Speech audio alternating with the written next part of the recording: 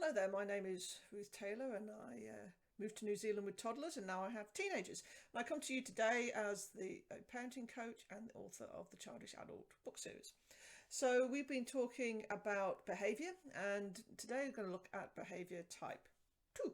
Now behaviour type 2 is almost as annoying as behaviour type 1 in the fact that you can't really sanction it in any particular way, or you shouldn't, even though you might want to. Behaviour type 2 is behaviour linked to the stage of their development. So this kind of means if you're trying to, say, potty train or toilet train your child and they haven't quite got the dexterity to work zips and buttons and pull their pants down and back up, then there's going to be accidents. They're not going to be able to get the potty in time, or they're not going to be able to get their pants down in time. So these things are just going to happen. So another developmental stage for them is actually hand-eye coordination, or catching, the ability to catch a ball. And some children are more progressed in this and actually become quite good at sports, and are often the ones who will then go on to do a lot of sport in their later life. But there are kids who take a long time to get that hand-eye coordination going, which means they fumble things or they drop things. You might just pass them and they just reach and they just miss it completely. Again, this is a stage of development for that child. Another thing is speech and how they talk and how they put words together.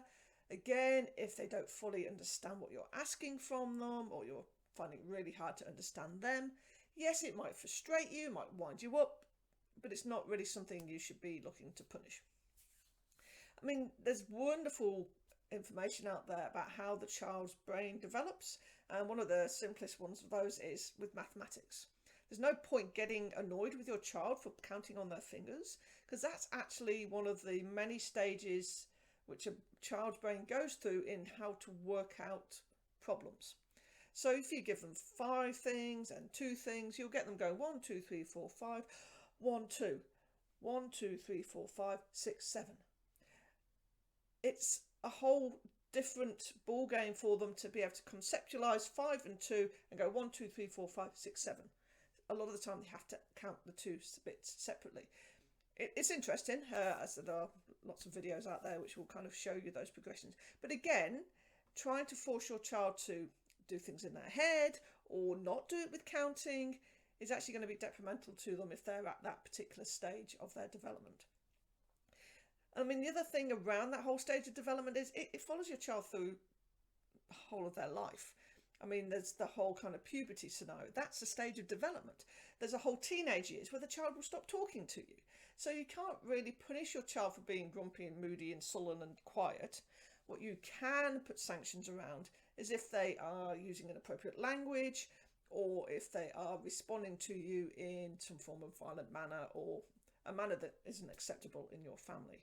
But you can't punish them therefore for being moody, but you can sanction their response to your requests or your kind of encouragement for them to actually respond. So if they tell you to F off or whatever it might be. And this is where that challenge is. It's a very kind of subtle line as to what you really shouldn't be sanctioning and maybe what you should. Anyway, that leads on quite nicely to behaviour type 3, which we'll look at in the next video, where sanctions and behaviour modification is really what you're starting to look to put in place. The one where you actually can try and control that behaviour. So good luck on your continual journey, and we'll come back to that one later. Thank you.